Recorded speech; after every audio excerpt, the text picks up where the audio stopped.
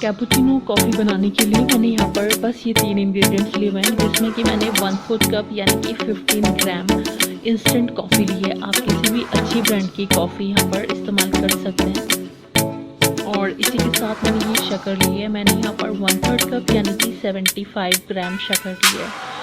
शक्कर वैसे आप अपने टेस्ट के अकॉर्डिंग भी एडजस्ट कर सकते हैं, लेकिन 1/3 कप एकदम परफेक्ट है। और 1/4 कप यानी कि 60 ml मैंने यहाँ पर गुनगुना पानी लिया है। मैं यहाँ पर इलेक्ट्रिक बीटर यूज़ करूँगी तो मैंने गुनगुना पानी लिया है।